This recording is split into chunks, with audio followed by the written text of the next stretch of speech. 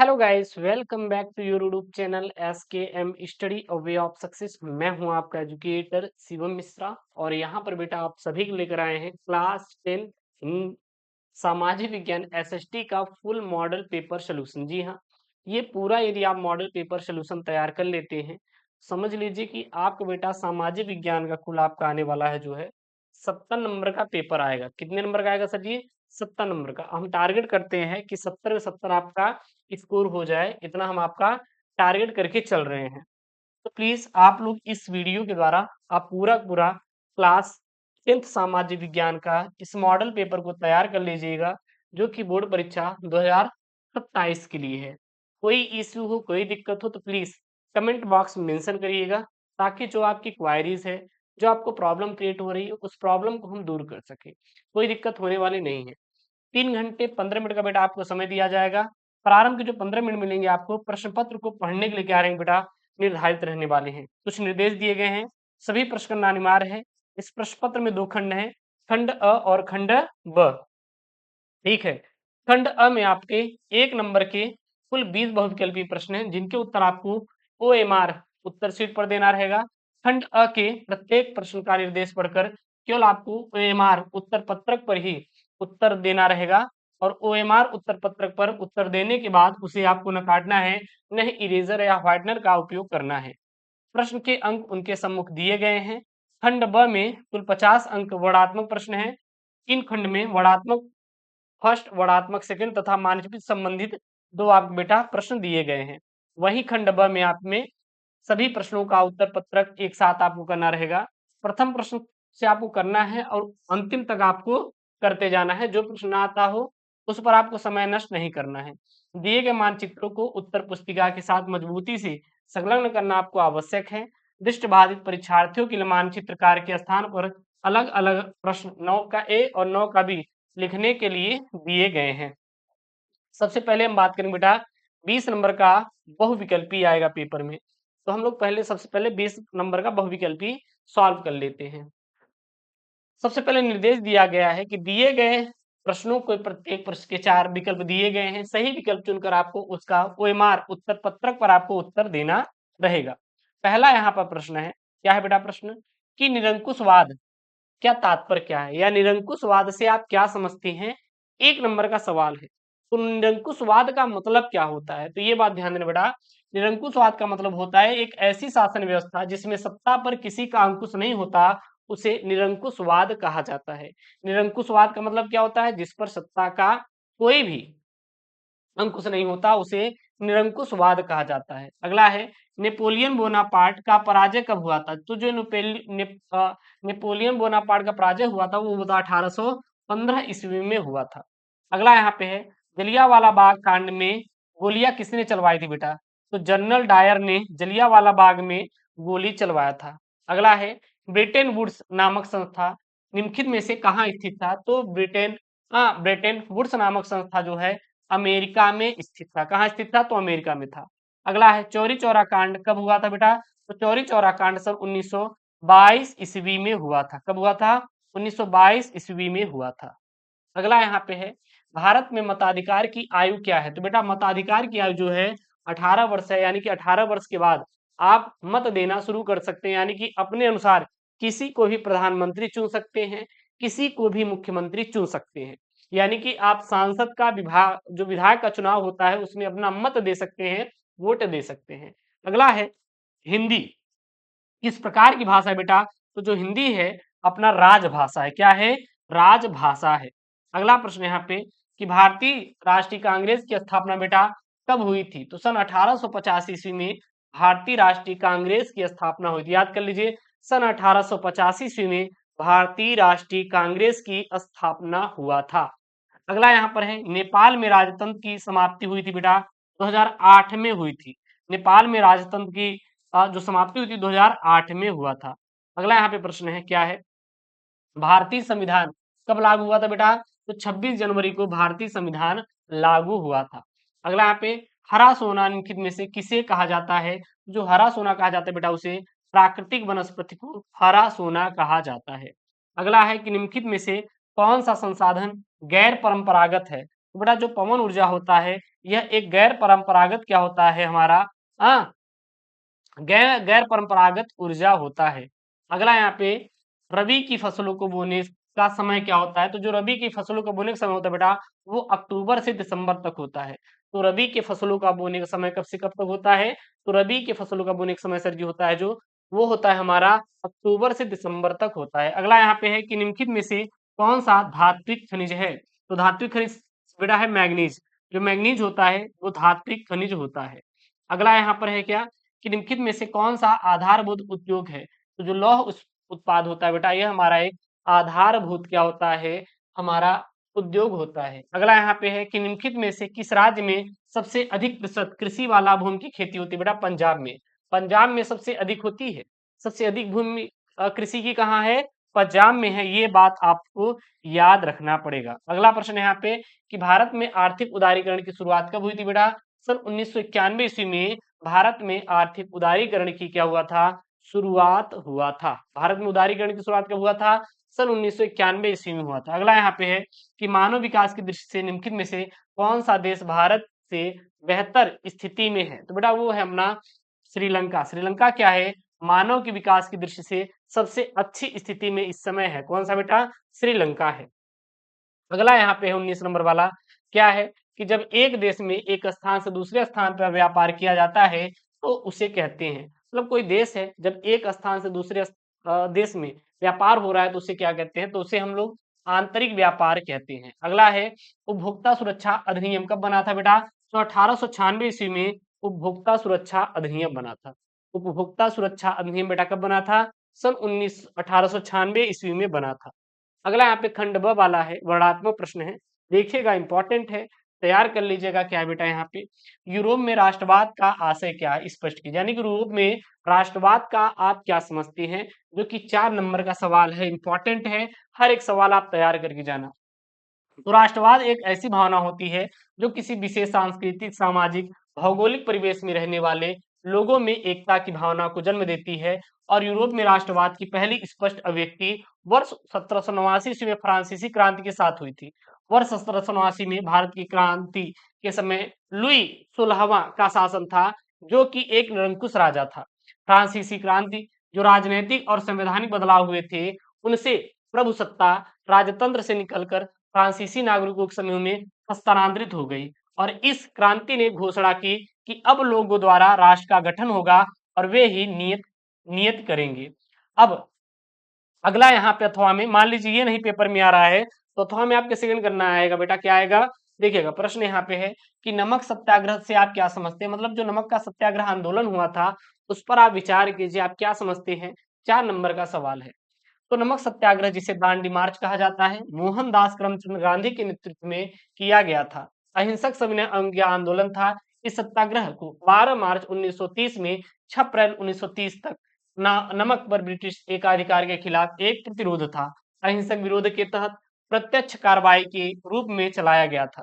गांधी जी ने 6 अप्रैल को दांडी में मुट्ठी भर नमक बनाकर नमक कानून को तोड़ा और नमक कानून के उल्लंघन को भारतीयों द्वारा ब्रिटिश कानून के विरोध एवं साम्राज्यवाद की समाप्ति के प्रयासों के रूप में देखा गया था। अगला यहाँ पे दूसरा प्रश्न है, क्या बेटा ध्यान देना कि भारत में राजनीतिक क्षमता के विकेंद्रीकरण के पीछे क्या मूल सोच थी, तो क्या लिखेंगे उत्तर में, भारत में लोकतांत्रिक विकेंद्रीकरण राज्य में संसाधनों और कार्यों पर अधिकार को केंद्र के निचले स्तर पर निर्वाचित अधिकारियों को स्थानांतरित करने प्रक्रिया है, ताकि शासन में अधिक प्रत्यक्ष नागरिक भागीदारी को प्रोत्साहित किया जा सके। भारतीय संविधान द्वारा परिकल्पित हस्तांतरण केवल प्रत्यायोजन नहीं है, इसका तात्पर्य है कि निर्धारित प्रशासनिक कार्यों को कानून द्वारा औपचारिक रूप से स्थानीय सरकारों को सौंप दिया जाता है। वित्तीय अनुदान और कर संबंधित उचित अंतरण द्वारा उनकी सहायता की जाती है तथा कर्मचारी की सुविधा प्रदान की जाती है, ताकि उनके पास अपनी जिम्मेदारी को पूरा करने के लिए आवश्यक साधन हो। अब वो नहीं आ रहा है तो हम पेपर में कर सकते हैं कि सत्ता की साझेदारी लोकतंत्र की आत्मा है। इस पर आपको बेटा विचार करना है कि आप क्या समझते हैं। तो सत्ता की साझेदारी लोकतंत्र की आत्मा है। लोकतंत्र का मतलब ही होता है कि जो लोग इस शासन व्यवस्था के अंतर्गत हैं उनके बीच सत्ता बांटा जाए और लोग शासन के अनुसार जीवन यापन करें। इसीलिए वैध सरकार वही होता है जिनमें सभी समूह शासन व्यवस्था में भाग लेते हैं। सत्ता की साझेदारी के संबंध में दो तर्क दिए गए। पहला तर्क ये था कि सत्ता का बंटवारा ठीक उसी प्रकार से हो जिससे विभिन्न सामाजिक समूहों के मध्य टकराव का आदेश न हो सके या फिर कम हो सके। दूसरा, बहुसंख्यक समुदाय की इच्छा को बाकी सभी पर थोपना तात्कालिक तौर पर लाभकारी लग सकता है, पर आगे चलकर यह देश में अखंडता का घातक होता है। तीसरा प्रश्न बेटा क्या यहाँ पे है? तीसरा प्रश्न, विदेशी व्यापार से आप क्या समझते हैं? भारत के विदेशी व्यापार को किन्हीं दो विशेषताओं को बताइए, यानी कि जो विदेशी व्यापार क्या होता है और भारत में जो विदेशी व्यापार है, इनके दो विशेषताएं कौन कौन सी है? तो यहाँ पे लिखेंगे हम लोग, जो विदेशी व्यापार का अर्थ होता है कि देश की बाहरी सीमाओं के साथ वस्तु और सेवाओं की विनिमय प्रक्रिया से होता है। विदेशी व्यापार एक ऐसी क्रियाविधि है जो कि वस्तु, सीमाओं और संसाधनों के मध्य से विश्व के विभिन्न देशों को आपस में जोड़ता है। भारत के परिप्रेक्ष्य में इसकी दो विशेषताएं निम्नलिखित है। पहला होता है, अंतरराष्ट्रीय व्यापार सभी देशों के लिए लाभदायक है क्योंकि कोई भी देश आत्मनिर्भर नहीं है।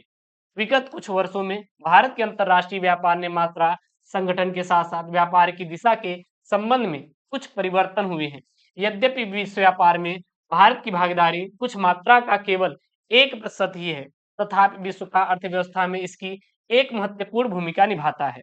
दूसरा आप पॉइंट में लिख सकते हैं कि वर्ष 1950 से 1991 में भारत का वैदेशिक व्यापार का मूल्य 1214 करोड़ रुपए था, जो कि वर्ष 2009 और 10 में बढ़कर 22,927 22,900 हाँ 22,000 या 2,20,000 2,00,000 अच्छा हाँ लिख सकते हैं 22,09,270 करोड़ रुपए हो गया।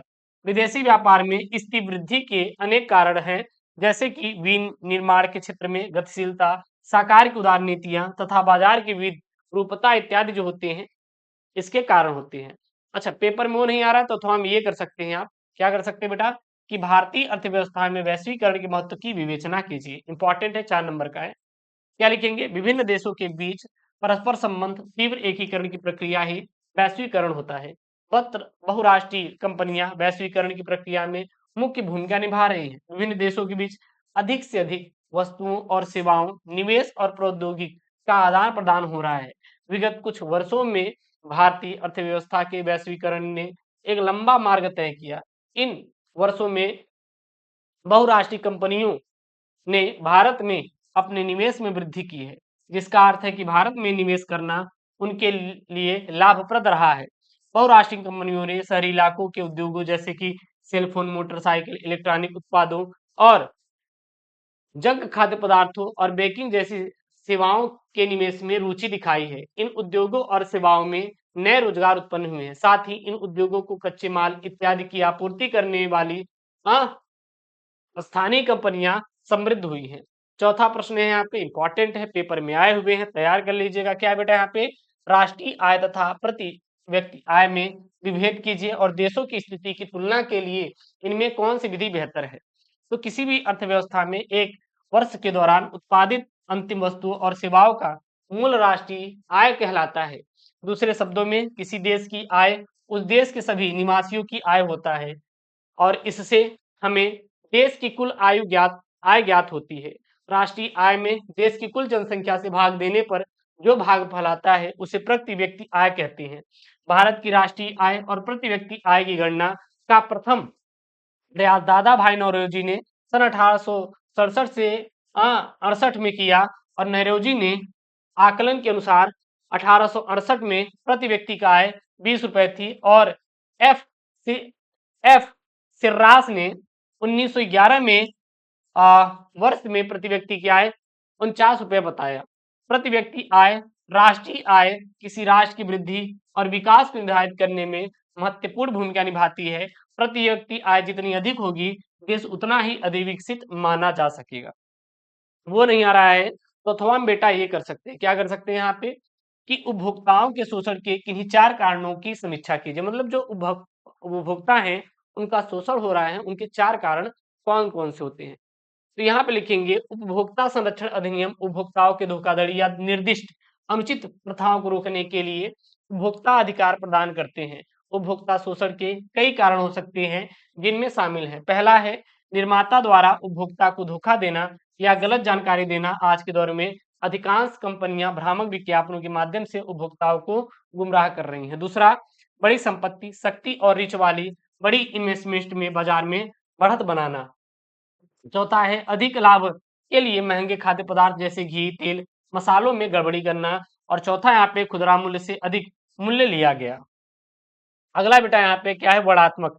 जो वर्णात्मक प्रश्न है, इसको 150 शब्द में देना है और ये 66 नंबर की क्या है बेटा, सवालें हैं। प्रश्न क्या है यहाँ पे देखिएगा कि प्रथम विश्व युद्ध के बाद होने वाले आर्थिक मंदी के कारणों की समीक्षा कीजिए। 6 नंबर का है।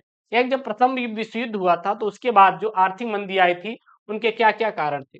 तो लिखेंगे 28 जुलाई 1914 से 1918 नवंबर तक चली प्रथम विश्व युद्ध में महान युद्ध के नाम से जाना जाता है। और आर्थिक मंदी कैसे कैसे हुई थी, चलिए देखते हैं।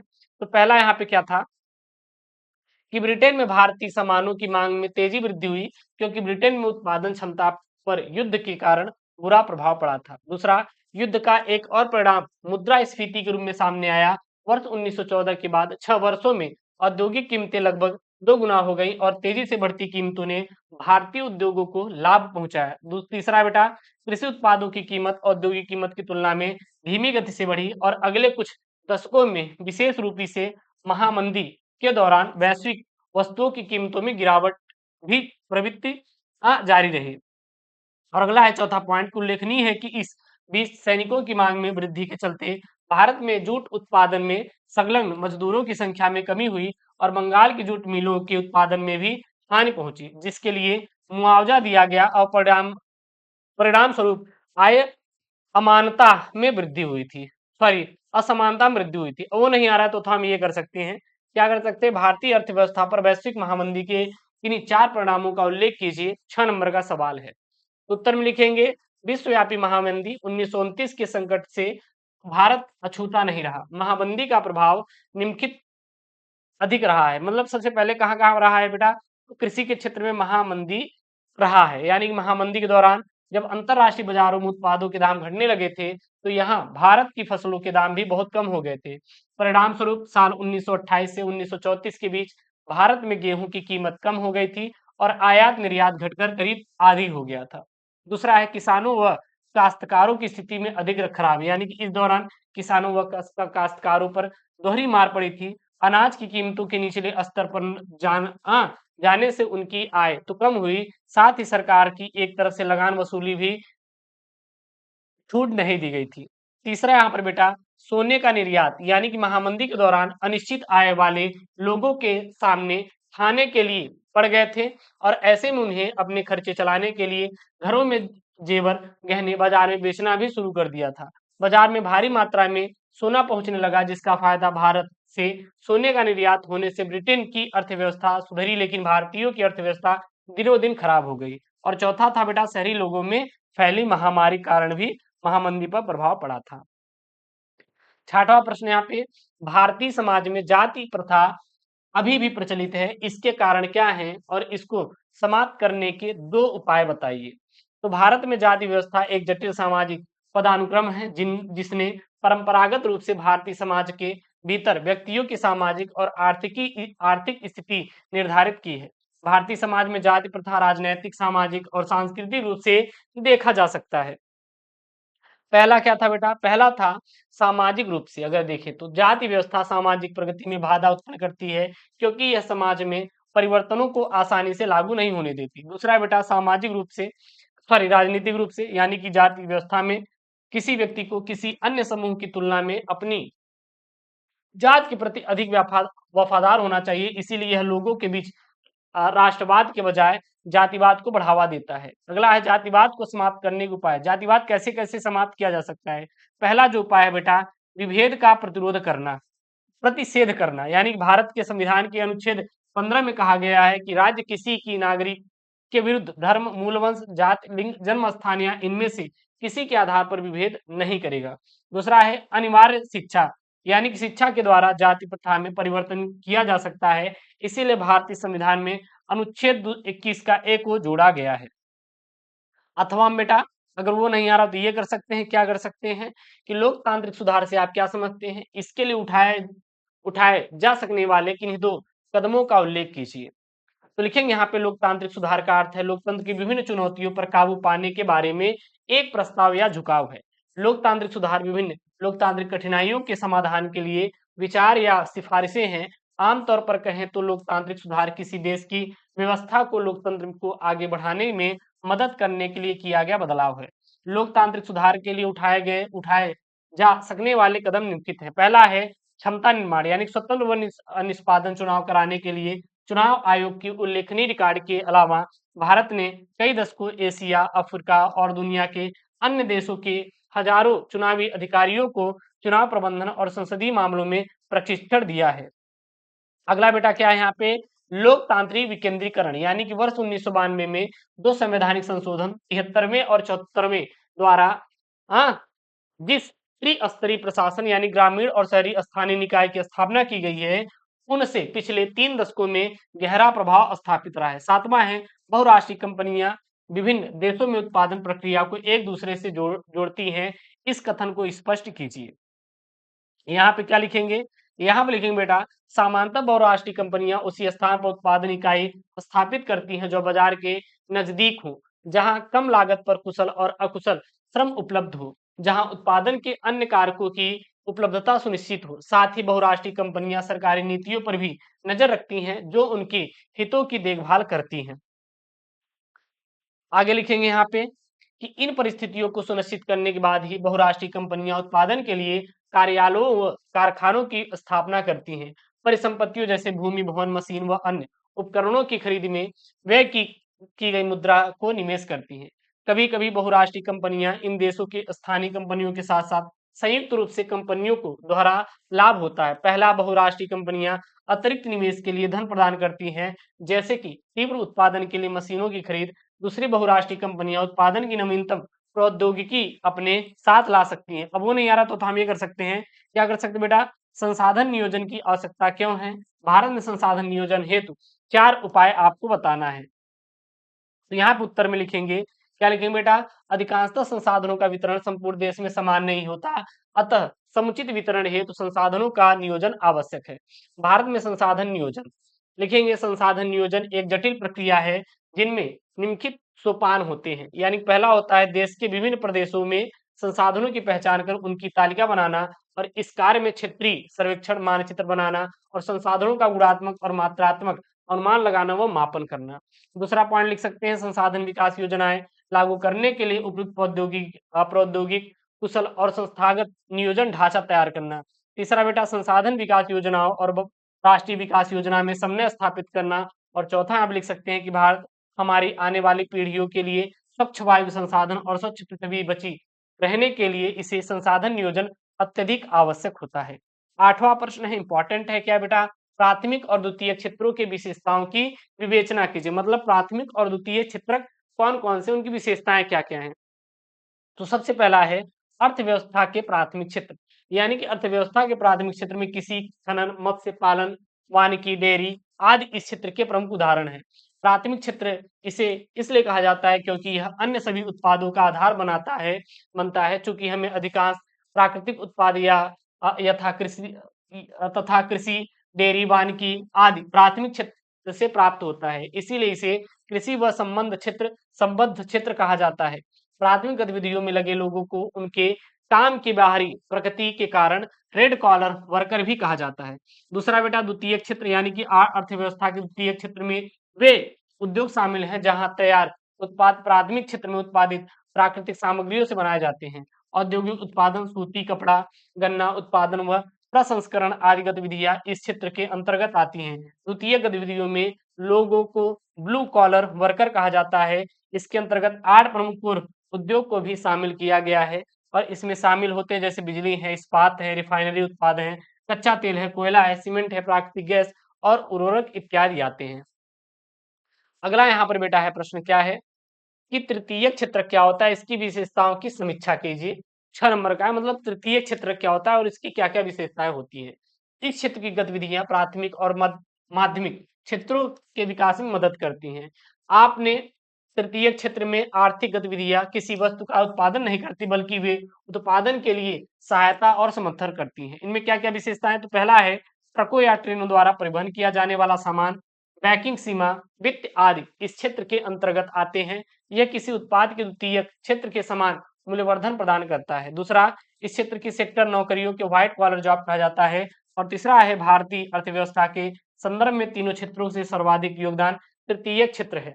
और चौथा है भारतीय अर्थव्यवस्था में सेवा क्षेत्र के अंतर्गत सेवा निर्यात में शामिल है, जिससे अर्थव्यवस्था को बहुत मजबूती मिलती है। और अगला है भारतीय अर्थव्यवस्था में इस क्षेत्र में बड़ी संख्या में लोगों का रोजगार मिला है। उसके बाद बेटा आएगा आपका मानचित्र संबंधित प्रश्न। क्या यहाँ पे देखिएगा, दो मानचित्र संबंधित प्रश्न, 9 का ए और 9 का बी। पहला यहाँ पे है कि निम्नलिखित स्थानों में से दिए गए मतलब दिए गए आपको रेखा मानचित्र में इस साइन के द्वारा नाम सहित दर्शाना है। सही नाम और सही अंकन के लिए आपको एक एक नंबर मिलने वाले, मतलब आधा आधा यानी एक नंबर मिलेगा। पहला है वह स्थान जहां सूती मिल के श्रमिकों का सत्याग्रह हुआ था, वह स्थान जहां जलियांवाला बाग हत्याकांड हुआ था, वह स्थान जहां चौरी चौरा कांड हुआ था। और यहाँ पे अगला है गुजरात का वह स्थान जहाँ किसानों ने सत्याग्रह आंदोलन किया था, और वह स्थान जहाँ जलियांवाला बाग की घटना हुई थी। तो पहला है वह स्थान जहाँ सूती मिल के श्रमिकों का सत्याग्रह हुआ था, तो वह था बेटा हमारा कौन सा, वो है यहाँ पे अहमदाबाद यानी कि गुजरात में हुआ था। अहमदाबाद यानी बेटा कहाँ पर हुआ था, गुजरात में हुआ था। अगला यहाँ पे वह स्थान जहाँ जलियांवाला बाग हत्याकांड हुआ था बेटा, तो पंजाब में यानी कि अमृतसर में हुआ था। कहाँ पर हुआ था, अमृतसर में हुआ था। तो मैप को ऐसे भरना है। अगला यहाँ पे वह स्थान जहाँ चौरी चौरा कांड हुआ था, तो जो चौरी चौरा कांड हुआ था बेटा वो हमारा गोरखपुर में हुआ था। कहाँ पर हुआ था, आप देख सकते हैं गोरखपुर में यानी कि उत्तर प्रदेश में हुआ था। कहाँ पर हुआ था, गोरखपुर यानी कि उत्तर प्रदेश में हुआ था। अगला है गुजरात का वह स्थान जहाँ किसानों ने सत्याग्रह आंदोलन किया था, वो था बेटा खेड़ा जो कि गुजरात में है। कहाँ पर, खेड़ा जो कि गुजरात में है। अगला है यहाँ पे वह स्थान जहाँ जलियांवाला बाग की घटना हुई थी, वह बेटा अमृतसर यानी पंजाब में। और यहाँ पे फिर यहाँ पे कि निम्नलिखित मानचित्रों को इसके द्वारा बताना है, जैसे कि उत्तर प्रदेश की राजधानी सी को दिखाना है जो कि लखनऊ है, एक ताप विद्युत केंद्र प्लस चिन्ह के द्वारा, दक्षिण भारत की एक प्रमुख नदी वाई के द्वारा, चाय उत्पादक को इस चिन्ह के द्वारा देना है, और भारत के कोई एक परमाणु केंद्र इस चिन्ह के द्वारा देना है। सबसे पहला उत्तर प्रदेश की राजधानी इस चिन्ह के द्वारा, तो उत्तर प्रदेश की जो राजधानी है बेटा वो है लखनऊ। वो कहाँ पर है, लखनऊ है। अगला यहाँ पे है कि एक ताप विद्युत केंद्र, तो हम लोग महाराष्ट्र तारा, जो तारा है बेटा ये हमारा ताप विद्युत केंद्र है जो कि इसको द्वारा दिखाए हैं। दक्षिण भारत की प्रमुख नदी वाई के द्वारा बेटा, तो दक्षिण भारत की जो प्रमुख नदी हम लोग ले रहे हैं कावेरी है। कौन सी है, कावेरी है, जो कि दक्षिण भारत की एक प्रमुख नदी है। उसके बाद है चाय उत्पादक के लिए एक क्षेत्र इसके द्वारा देना है, तो चाय उत्पादक के लिए दार्जिलिंग है जो कि अपना पश्चिम बंगाल में है, और ये यहाँ है दार्जिलिंग, कहाँ पर है, पश्चिम बंगाल में है, और ये यहाँ पर है। उसके बाद अगला यहाँ पे भारत का कोई एक परमाणु ऊर्जा केंद्र इसके द्वारा देना है, तो भारत का एक परमाणु ऊर्जा केंद्र क्या है, वो है केवल एक ही है, कलपक्कम ऊर्जा परमाणु है जो कि तमिलनाडु में है। ठीक है ना। अब फिर नीचे बेटा वो तो दृष्टिबाधित क्षेत्रों के मतलब कि ये है जो दृष्टिबाधित बच्चे हैं उनके लिए तो डायरेक्ट उत्तर ही लिखना होता है। ठीक है ना। तो ये रहा आपका क्लास 10 सामाजिक विज्ञान यानी सोशल साइंस का बेटा फुल मॉडल पेपर सोल्यूशन है। और आप इस मॉडल पेपर सोल्यूशन को तैयार कर लेते हैं तो ये है कंपलसरी बेटा, 70 में 70 नंबर गारंटी है भाई, हम लिख के देते हैं 70 में 70 हो जाएगा। तो प्लीज ऐसी वीडियो पाने के लिए चैनल को सब्सक्राइब करिए, वीडियो को लाइक करिए, अपने दोस्तों को शेयर करिएगा। कोई इशू है तो कमेंट बॉक्स में मेंशन जरूर करें। मिलते हैं नेक्स्ट वीडियो में। दोस्तों थैंक यू, जय हिंद, take care, bye bye, love you all.